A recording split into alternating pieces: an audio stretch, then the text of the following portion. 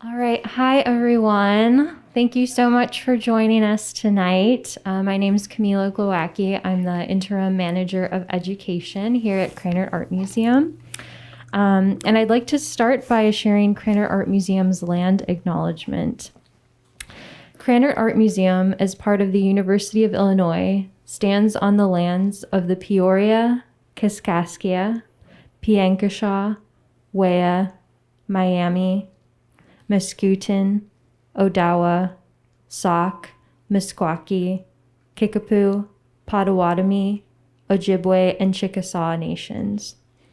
These lands were the traditional territory of these indigenous nations prior to their forced removal, and they continue to carry the stories of these nations and their struggles for survival and identity today. As part of a land-grant institution dedicated to promoting the critical power of art of the past and present, Krannert Art Museum has a responsibility to acknowledge the peoples of these lands, as well as the histories of dispossession that have allowed for the growth of this university over the last 150 years. We also recognize the particular role images have played in this history. Using our collections, programming, and collaborative relationships, we seek to address and reflect on these histories and the role that the U of I continues to play in shaping them. And I'll give a moment for the captions to catch up. But I'm so excited to introduce you all and welcome Casey Noonan, my dear friend from Indianapolis, who I met several years ago through the music scene here, and have always been so impressed with his work and how interdisciplinary he is. And I'm so excited for you to hear more about his work and how it connects to the wonderful exhibition upstairs, Hal Fischer Photographs, Seriality, Sexuality, and Semiotics. A little bit about Casey. Casey Noonan was born in Vincennes, Indiana in 1989. He is an artist interested in the subcultures of punk, drag, noise, and food. Beginning in 2017, he documented a burgeoning, I don't know how to say this word. Burgeoning avant-garde drag scene in Indianapolis, which centered on the queer dance party Pone. He and Taylor Rose, a writer and also his creative partner for the project, published a book of photography, essays, and interviews in February 2019 titled Crashing Through the Front Door. Newnan is also a musician and co-organizer of queer music festival Buzzcut. And Casey will tell you much more about all of these wonderful things, as well as the work of Hal Fischer. So without further ado, please welcome Casey Noonan. Thank you, Camila. I love you too. So I'm Casey. I'm from Vincennes, Indiana. I'm 32 years old, and I started making art a little later than most. I didn't hit college until I probably should have been graduating college, but that's a story for later. We're going to be talking about Hal Fischer's work. Here's some shots from the gallery. If you haven't been in there, check it out. Also, I about had a heart attack when I saw this copy of Gay Semiotics because they're ultra rare and they're like $1 million, but it was behind glass, and that's probably a good thing because I would have touched it. This is a piece from Gay Semiotics, and then we'll circle back around to this later. But we're going to be talking about rock music, of which I am an appreciator. And this was my old band Spandrels. We're going to be talking about Crashing Through the Front Door. That's the cover. That's my beautiful friend Connor. And this is one of my images from the queer dance party Pone, which I was an organizer, documentarian, and I definitely partied just as hard as everybody in this room. So let's start right off with, I guess, when I started making art. This is one of my very first like serious self-portraits. I was using my cell phone light and a long aperture time to create this ghostly image of myself here. At the time, I definitely felt really lost, I suppose. I had a bunch of friends in high school. I'm a natural extrovert. They all went to Indianapolis, and I went down to Evansville. I experienced some homelessness at the time. I was living in my car. I worked on tobacco farms that were, my boyfriend at the time, his family owned these tobacco farms, so I moved there and I worked in the fields to get some money. I did experimental drug trials to get some money, and then after this particularly long one, it was like almost a month, I had to like live in this facility and like lay in this bed very, very still while they would take my blood like 40 times a day. Eventually I got enough money and I moved to Evansville with my first love.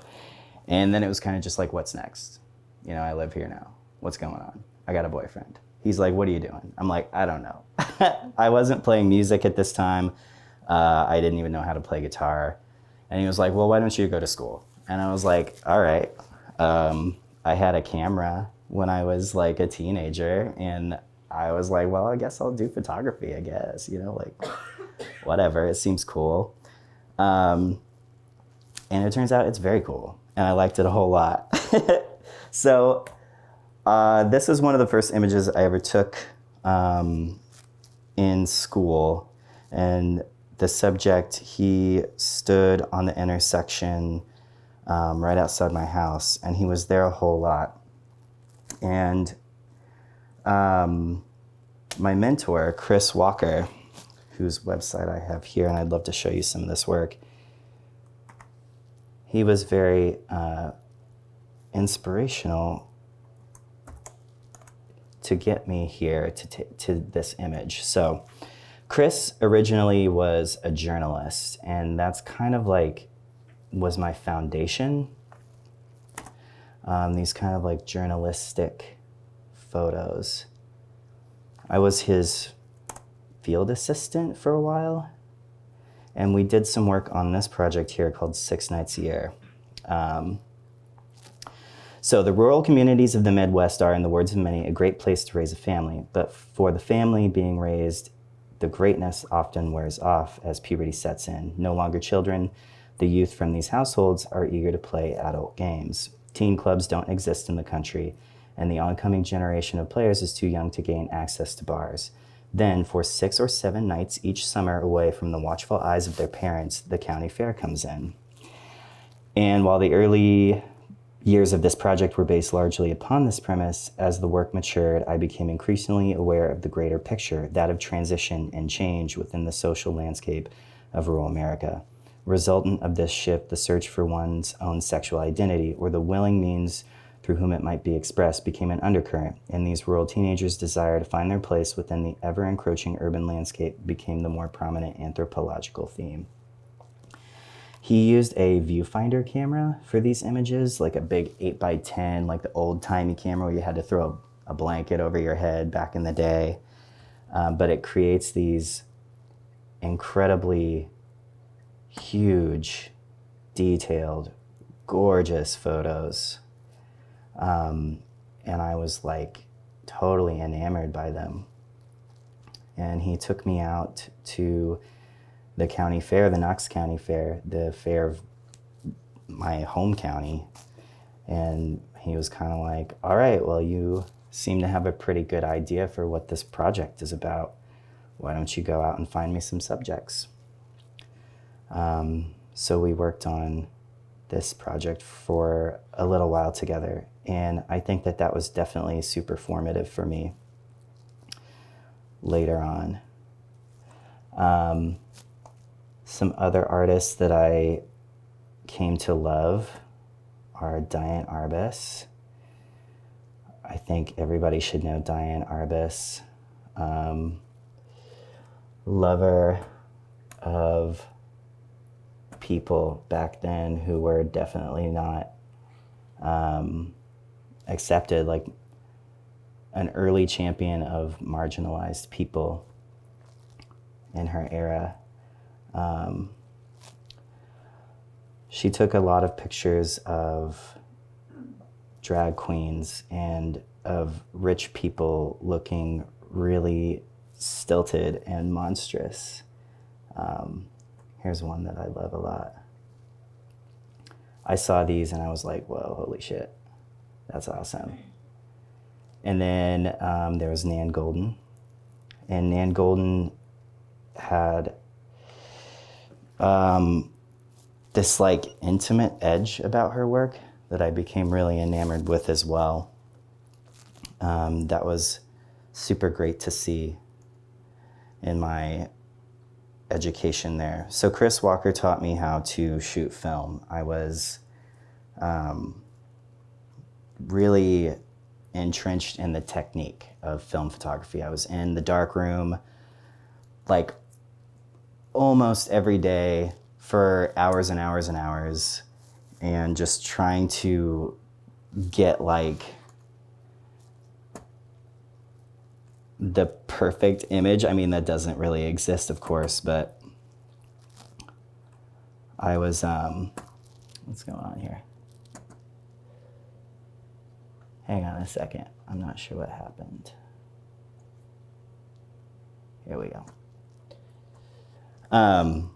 So these were like what I was attempting to do with these early images. I was attempting technique and like formality, and I was also just a lover of people, just very extroverted. I wanted to get with them and talk to them and get their photos and get like a little piece of them and give them a little piece of myself.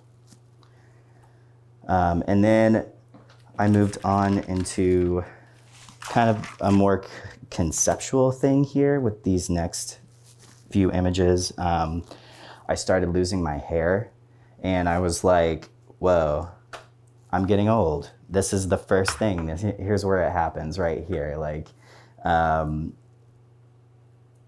encountering like, you know, mortality, like the folly of youth just fading away to be dramatic, which is how I was when I started noticing that I was losing my hair. I was pretty dramatic about it.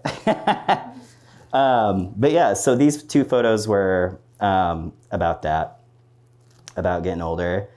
And, you know, I'm looking back at them, I was like, I don't know, like 21, 22. And I guess, you know, critically, I think they're kind of heavy-handed now, but I think they're a pretty good example of like my pursuit of technique with silver photography. And then that brings me to Gay Semiotics. So this is from Gay Semiotics, and I can, hang on just a second here, let me read this for you. Viewing his famous series, Hal Fischer's famous series, Gay Semiotics, in light of earlier work, makes clear that Fischer's concerns with portraiture, homoeroticism, formal experimentation, and the tensions between word and image were already present in nation form at the start of his career. The subterranean codes and insignia of gay cruising are elevated, not without irony, to a comprehensive sign system. Tongue-in-cheek, Fischer presents the photographer as an ethnographic explorer, cataloging and decoding the mating rituals of a distinct urban tribe.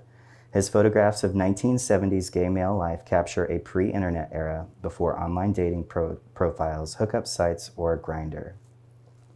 Fischer's images subtly reveal how gay men's visual codes for telegraphing desire resonates with, but also clash with, visual codes of photography. His work holds special historical interest because he stopped making photographs around 1980. And that is when the AIDS crisis began in America. So we're looking at this like pre-AIDS, post-gay rights, post like Summer of Love body of work, pre-Grindr. Grindr is a hookup app that exists now in the present time. So it's it's very significant. It's very special. It says a lot about how we had to hook up back then. Like, for instance, let's go back to this guy right here. The earring. An earring in the right lobe may suggest that the wearer prefers to play the passive role during sexual activity. Conversely, an earring in the left lobe may signify active behavior on the part of the wearer. Unlike the other signifiers, however, right-left placement of the earring is not always indicative of passive-active tendencies on the part of the wearer. Furthermore, the earring or stud is often adopted by non-homosexual men, thus making the earring the most subtle of homosexual signifiers, which is really funny. It's something that we still experience today. So this is a cyanotype I made. I started getting into like alternative processes here. Cyanotype is a chemical process of chemical A and chemical B. And what you do is you take your photo and you treat the paper with the two chemicals together. You lay your photo on top, you expose the light through it, and then you rinse the chemicals off. And as the water runs away, you're left with an image, on a beautiful blue image on your substrate, which in this case, I think was a piece of drawing paper that I had from my drawing class. And I noticed in the gallery that Hal Fischer was also using alternative processes, particularly for this solarized photo. And he was doing some alternative processes on his prints for these images. Oh, not this one, but that's a beautiful image.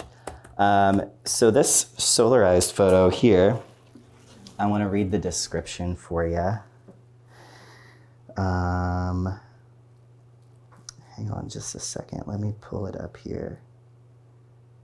There's so much to say. Okay. I'm not sure that I actually have the one for this one. But he's talking about how this solarization stops the viewer from being able to like consume the subject as like a sexual object. It creates like a barrier from seeing this subject's sexuality and youth. It turns into something different than just like a horny photo of like a beautiful boy's ass. And then I was also like doing some scratching on negatives. This is an image from my hometown, Vincennes, and down there we have this federal monument called the Memorial, which is like memorializing the Battle of Fort Sackville, I think, which was like instrumental from keeping the British, you know, from Britanizing everything. But that wasn't as important to me as the memorial was like where I got my first gay kiss. It's where we escaped our parents. It's where we hung out all night until we got cell phones, and then our parents would be like, you need to come home right now. But next to the memorial is this basilica. So there's like this Mary statue, and then we called it Big Mary and Little Mary. And then I was listening to a lot of Swans at the time, and the lyrics, holy money, holy love, from the Swan song, I scratched into this negative. And then when I sent it through the enlarger onto the image, I was like, oh shit, you can like put stuff on the print, which is what Hal Fischer was doing back then. I'm not sure exactly how he did it, but I imagine that maybe he put it on the glass that he enlarged the photo through below to the paper. And then this series right here, he says, during this period, I was seeing things in grids, said the artist. Fischer's intensifying experimentation with bleaching prints, diagramming lines on his photographs, and superimposing grids testifies to his engagement with the techniques of conceptual art. By way of these techniques, the photographer compels natural objects to dissolve into geometric forms as he displaces focus from three-dimensional space to the surface of the photograph, challenging the illusionism of photographic representation. Fischer does so with considerable wit, via verbal and visual puns. These photographs provoke thought by soliciting smiles. And then I put this in here just because I thought it was a really gorgeous photo. It kind of reminds me of like the ecstasy of Saint Teresa, like looking up into the heavens and just really feeling yourself, you know, in God's light, in God's love, but also in your physical body. And then this was kind of like my first serious project in undergrad. It's called How Did You Do Tonight? I was working at a Texas Roadhouse at the time that I did this image. I was using a medium format with, which is like a square negative. It's bigger than 35 millimeter. You can fit a lot more like visual information on it. And I was just like, oh, hell yeah, this is where it's at. I was like in my bag, like totally going to town with this. And I was like, what do I photograph? And sometimes the best thing to photograph is what you see every day. And I was like, well, I have these serving gigs. I worked at a Greek restaurant in Evansville. I worked at Texas Roadhouse. I was going to the bars all the time.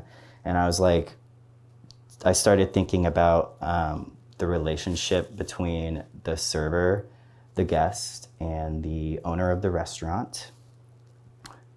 And how a lot of these people, the majority of people in Indiana, work for $2.13 an hour when you're a server.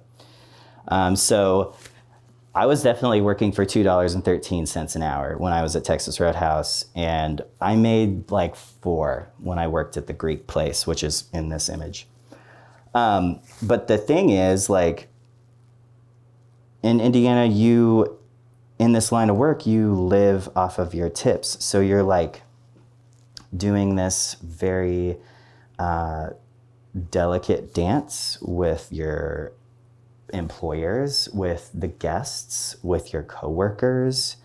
It's just like it's a really interesting way of having an income. So I was documenting my life at that time, and I was getting these images of tipped workers who, many of them were my friends, some of them were my enemies, but we were all in the same stuff together. But yeah, this was McCabe. He was also a photographer in my class as well. This is Libby. She was a bartender. The name of the project is How Did You Do Tonight, which is a common figure of speech when you're serving. You're basically asking your coworker, like, hey, how much money did you make? How did you do tonight? Was it good? Was it bad? And you know, somebody will throw out a number.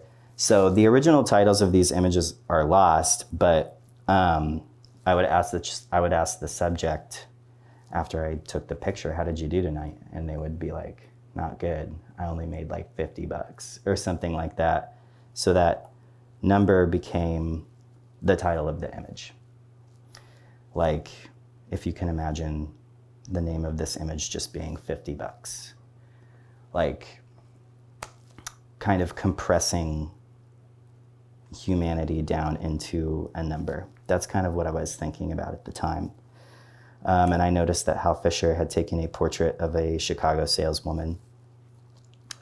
And I imagined that he was probably maybe thinking of the same thing.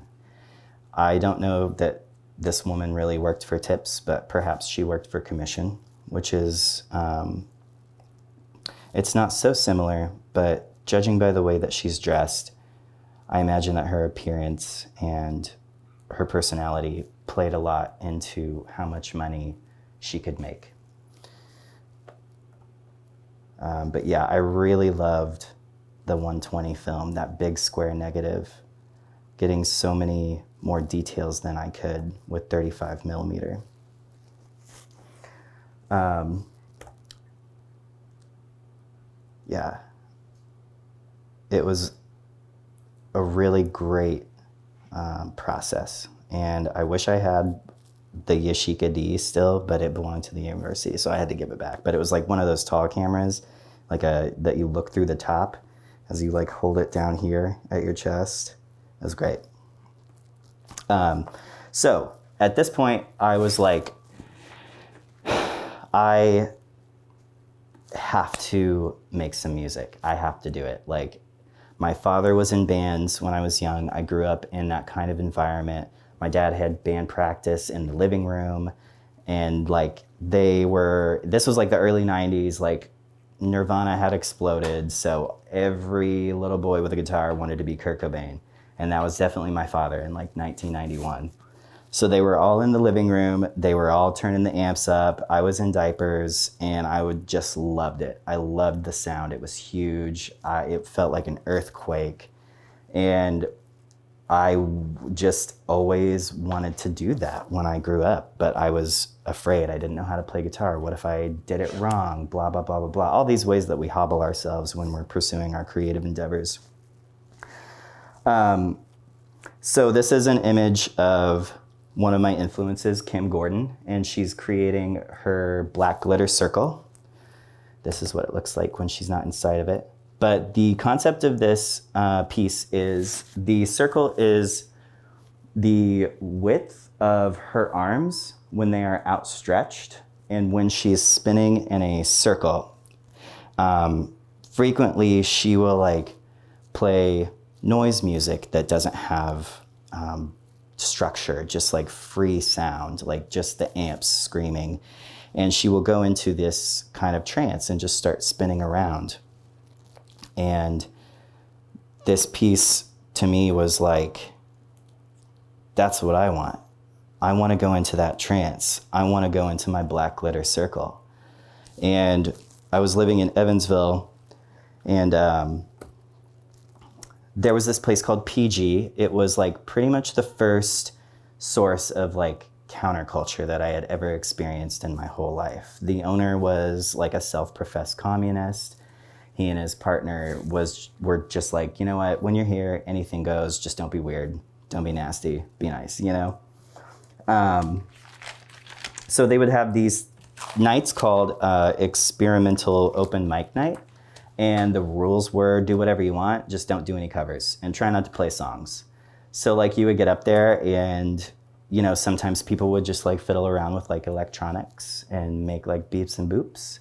Sometimes people would take a power saw and start cutting up a chair right in front of you, and there would be like a contact mic on it, and you would not be able to hear for like a week. Also, like sparks would fly at you. It was pretty crazy.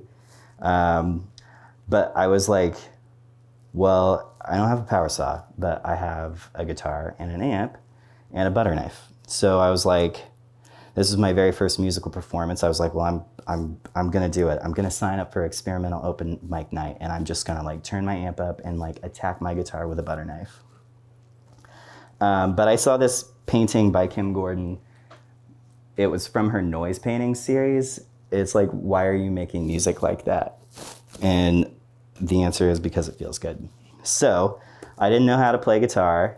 I didn't know what I was doing, but through repeated performance and repeated exposure of being in front of people and playing and like loving that experience, I eventually, you know, saw a song in a concrete piece of marble, and I was just like, all right, I'm gonna get this song out of there somehow. And it led me to starting the band Spandrels. And Spandrels was kind of a rotating cast at first. It was like me and whoever else was part of it. You know, like I remember the band The Fall. Mark E. Smith had a quote, and it was like, if it's me and your granny on bongos, it's the fall. It's kind of how Spandrels was in the beginning. Until I got with these people. In the green coat, Isabel, and then Christine, myself, and Isaac. And we played music for like 2 years, maybe, right? Is that right? Isabel's in the audience right now, so I'm going to ask them. I'm going to refer to the audience. But yeah, it was great. And it was like another side of me. I dropped out of college, but I was still like, I got to do something. I broke up with my boyfriend of 5 years. I was just like wilding out. I was just like, let's do it. Let's go crazy.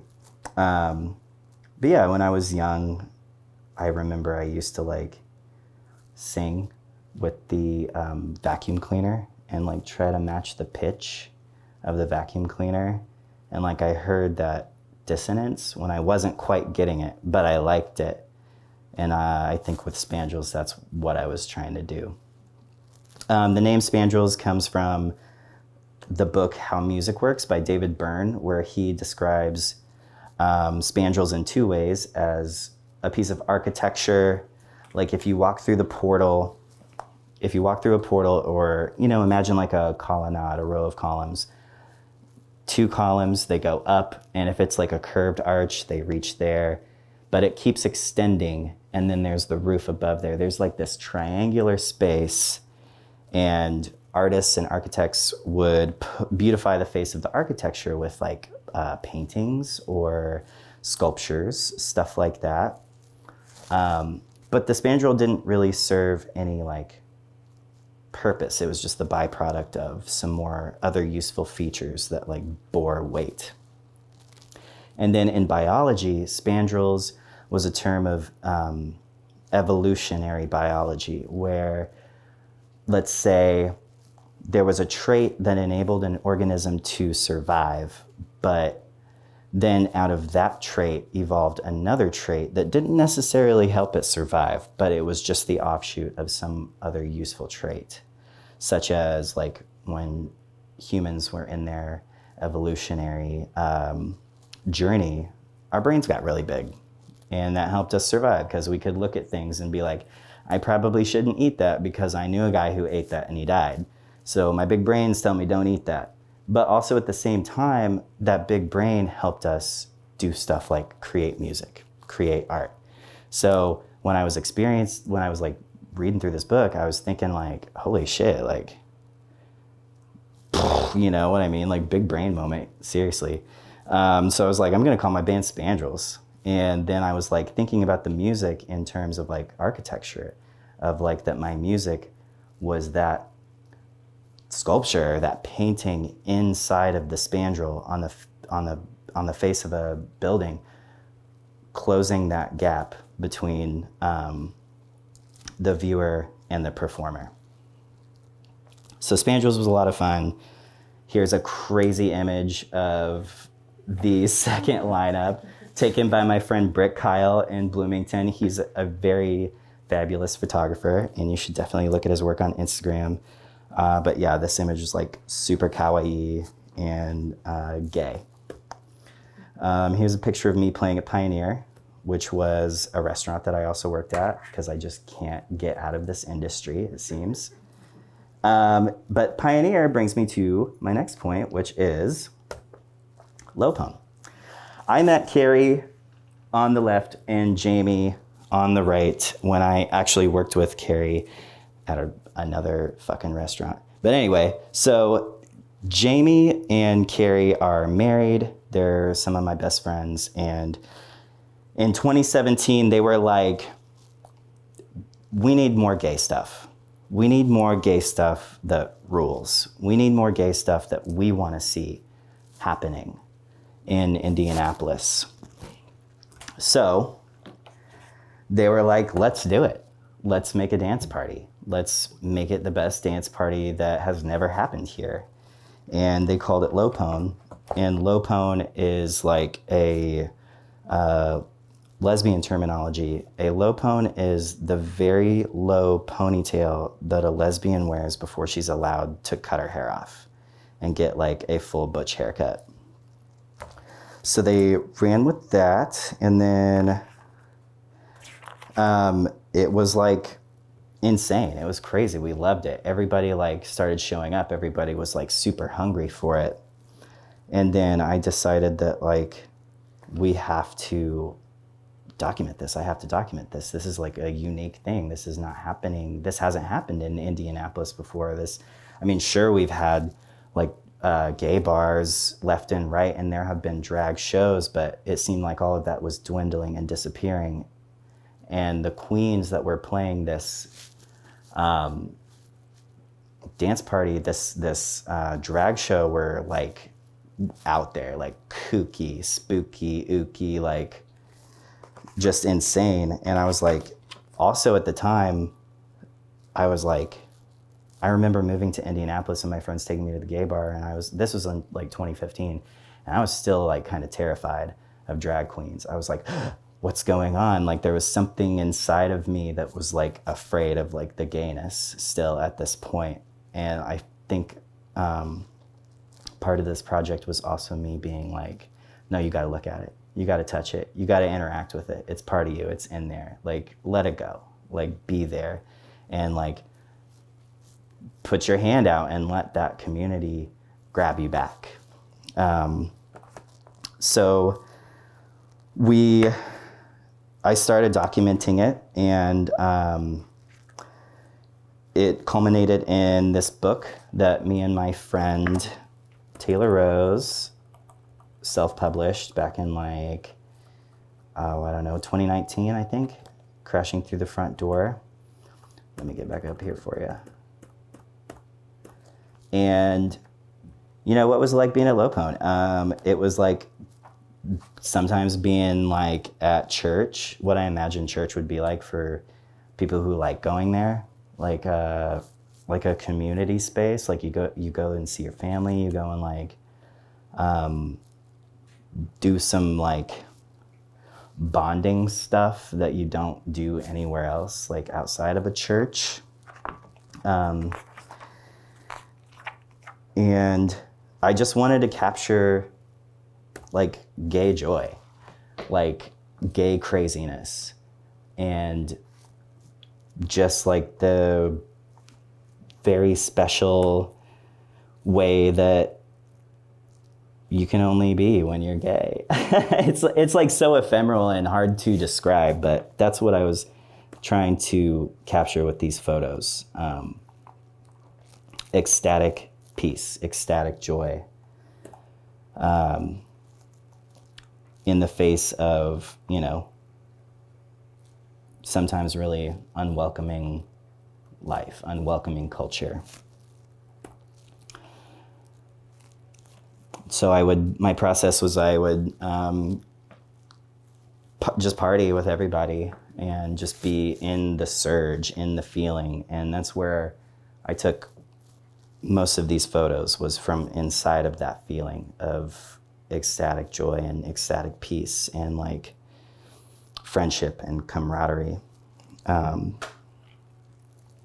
That's what I wanted to document. And with this photo, Carrie and me and Jamie all organized Pone together for like 3 years. And with this image, I kind of wanted to capture like this, like, I don't know, I wanted to like take a picture that kind of looked like a portrait of like a king and a queen, like with the dog, you know, some kind of like Renaissance situation, like, but yeah, so a little history lesson here really quick. I have a essay here by Jordan Ryan, and Jordan wrote this for the book Crashing Through the Front Door. It's called The History of Indianapolis LGBTQ Spaces, and I'm gonna read it from the book for you.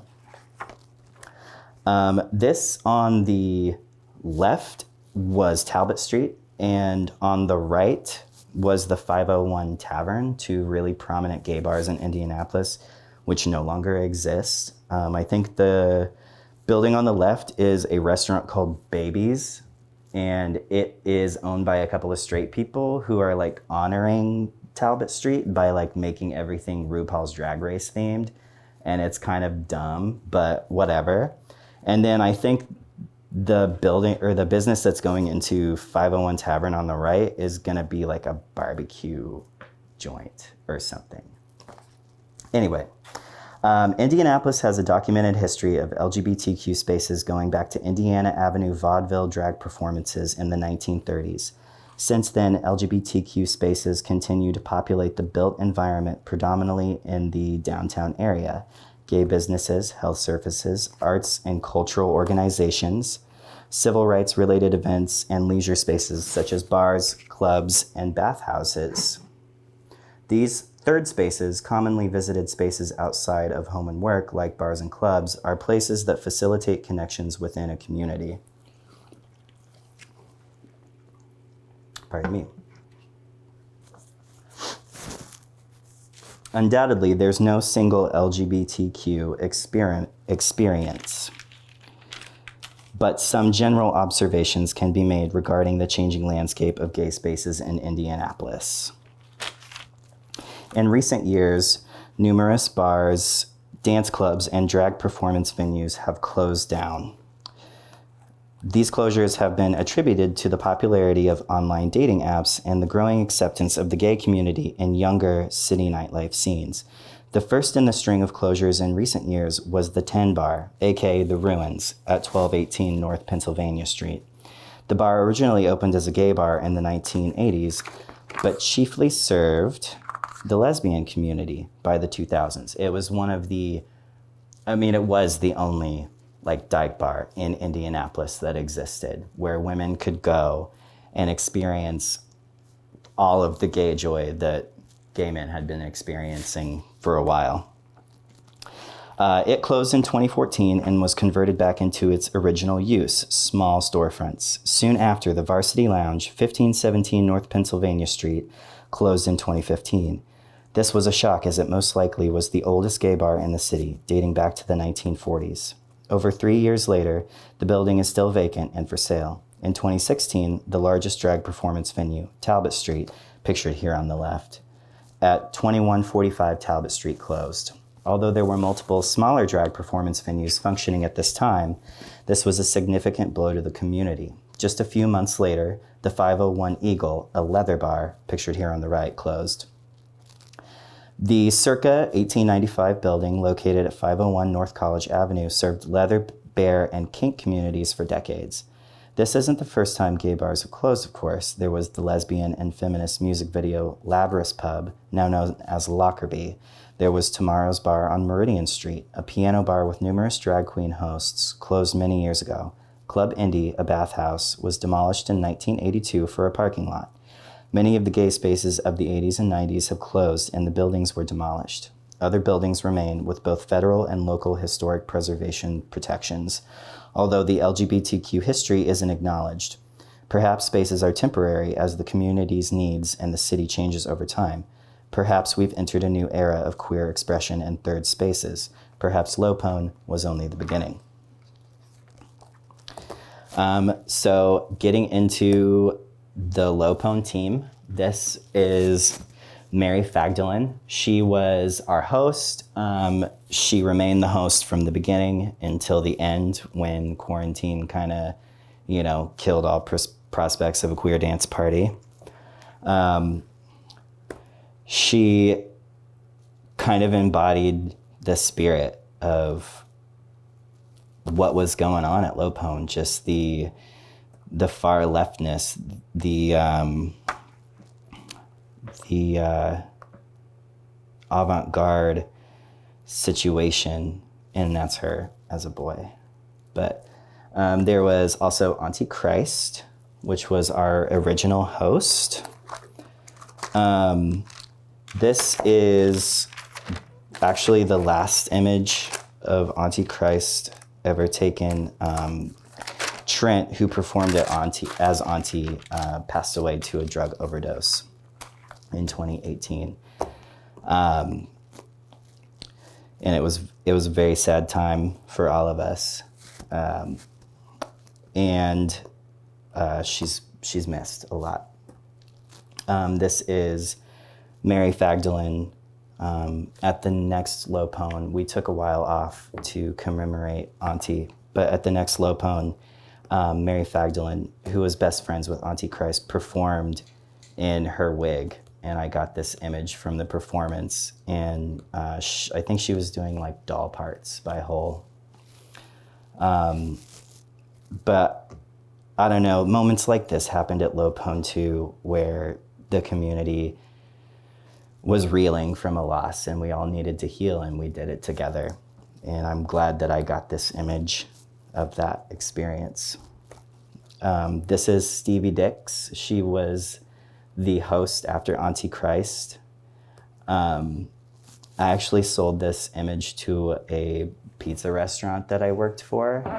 And after they fired me, I got my friend who still worked there to steal it. And so I got it back. I don't know if that's ethical, but I don't feel like they deserved it. But that's Stevie Dicks de-wigged, one of my favorite images from this series backstage.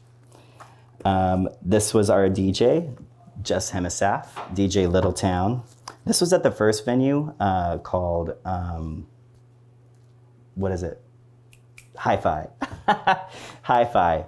And Hi-Fi, we were at Hi-Fi for almost a year, but we left because we discovered, you know what, never mind. That would be unethical. So here is Tate, Sleazy Nicks. We had Stevie Dicks and Sleazy Nicks. I got this image as they were getting ready before the show. I really love, I don't know, it's like, he looks like a little cherub, just like going out to shoot like heart-shaped arrows in people. And then that's Tate as Sleazy Nicks on stage. And then here's an image of Tate, who performs as Sleazy Nicks, chilling in the park. This, I think you've probably seen this before. This was on the promo stuff for this talk. This is Lady Dumpster. She was probably the one that I was closest to.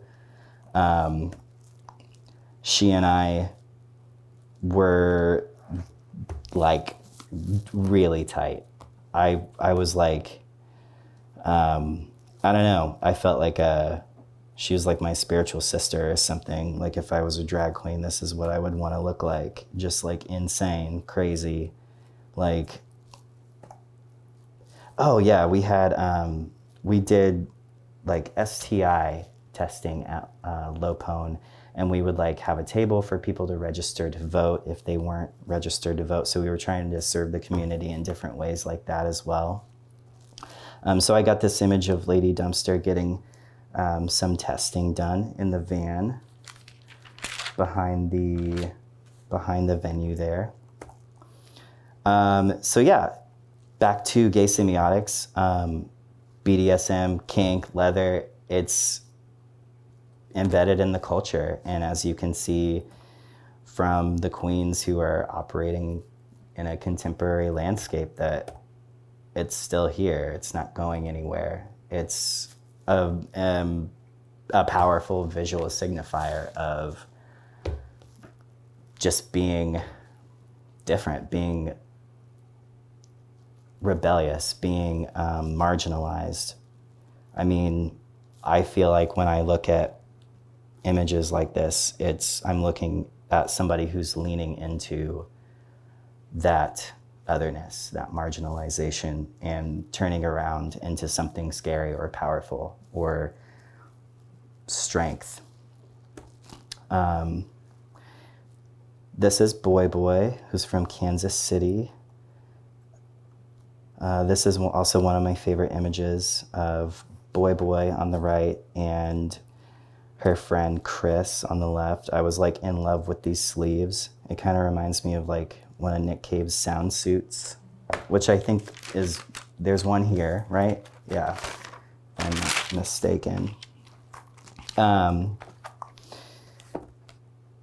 This is Vanity Rex, and we had like an all ages Pone called Minor Sweat, and we had it at this like little art gallery called Hoi Polloi, and it was a chance for younger people who could not get into bars to express themselves in this way if they chose to do so. It wasn't just drag, it was like a all ages, whatever you want to do, come hang out if you don't have any place to go, or if you want to get off out of your parents' house, or, you know, and come hang out with us. And I was really in love with this performer. The very first time that I saw them, they pulled a trash can, like a big dumpster, from outside into the venue, and then they got inside of it. I mean, this was like on trash day, like this, it was nasty. They got inside and they closed the lid, and then they like knocked on the side of the trash can to like signify that it was time to like start the music. And then Hanging on the Telephone by Blondie started, and they just like burst out of the trash can, knocked it over, and pulled out all of the trash and started throwing it at us. And it was incredible and disgusting. But I loved it. I mean, this is like, you know, like think about Divine eating like a dog turd in like John Waters films, you know? I was like, it's still here, guys. Like, we're still doing it. This is an image of Harper. I think this is also one of my favorite images from the series. And this is, these next two people right here, they were from a TV show called Dragula, which was like the anti-RuPaul situation. It was queens like this. And honestly, the show is like, in my opinion, a little corny, but Yovska and Ursula Major were like two of the best performers we'd ever had. I mean, we were like paying queens, we were putting them up, room and board, like paying their booking fee, like just like, please, you rule, come see us, come play for us, come, let's like hang out. And Yovska and Ursula Major were two queens with a relatively large profile, I think, having been on TV, to come perform with us. But I mean, like, look at this. Like, this is incredible. Like, this is not, you know, it's not like pageantry. It's like something else. It's something different. And that's what we were searching for. That's what we wanted. This is Ursula Major with a bunch of money stapled to her flesh. Every time she would get $1, she had a staple gun, and she would just be like, ka-chunk, like, ka-chunk, ka-chunk, which I thought was like a really intimate performance. It made me feel very close to her, that she wanted to take my money and make it part of her skin. I was like, touched. I was like, I have to get a portrait of you like immediately. Like, that's incredible. Thank you for stapling my money to your skin. It made me feel really good. So we moved on to Buzzcut, and that was a music festival. We were like, we've been doing low Pone because we want to see this stuff in the club, but now we want to see this stuff on stage, and we want to see this stuff in the music festival, and we want to show this stuff to everybody. So we organized this. It took like a year to put through, but we had two musicians at Low Pone pictured here. There was Big Dipper and Quay Dash, both rappers from, I think Quay was from New York City, and I can't remember where Big Dipper was from. But we were like, okay, well, we've had music at Low Pone, like, let's bring it to a stage. So we had Cupcake, the rapper, she was the headliner, and we had Shun. There was Shamir Bailey, Satine, who was like a really rad lesbian duo that like did this like new kind of disco stuff. And that's the little stage. We had two stages. This little one was designed by Jenny Alakanen, who's from Bloomington. And then we had a big stage, which unfortunately I don't have a photo of. This is from Hal Fischer's project, Boyfriends. And let me read a little bit about it here. If I have something about it, hang on a second. I think I do. Maybe I don't. But anyway, he took like images that were already existing, and then he would black out the eyes, and he would create this narrative beneath them. And this one was kind of pessimistic, but I wanted to show it because this work that I'm about to show you was stuff that I was doing over quarantine. The universe kind of took the world away from me, and we went into lockdown, but then the universe gave me somebody to fall in love with. And I spent quarantine and lockdown with this man. His name is Harley. And like I said before, sometimes the best thing is just to shoot what you see. So I created what I call, I feel like these are love songs, essentially. Like, I have written love songs before, but I feel like I was doing it in the form of images this time. And I mean, there'd be stretches of time where it was just us hanging out in the apartment with the cat, going on walks, fighting, making up, looking really cute in shirts.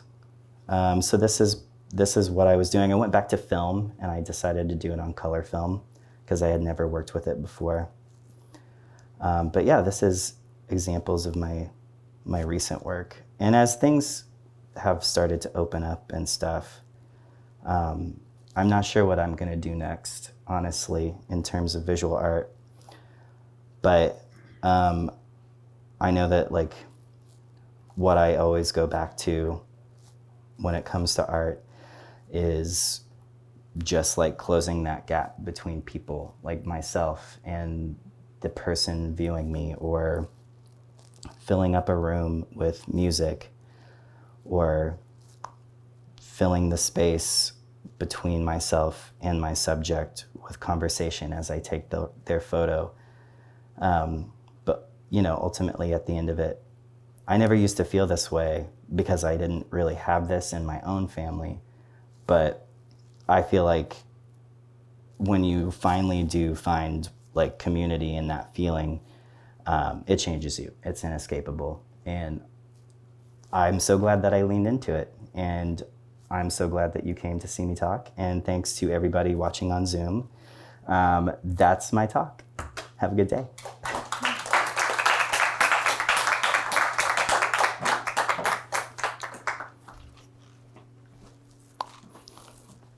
Thank you so much, Casey. We have a few minutes if anyone has questions. I'm happy to deliver them to Casey. So if you're over Zoom, you can enter those in the chat and I can read them. Or if you have questions here, we'd love to chat. Yeah. Does anybody have any questions for me?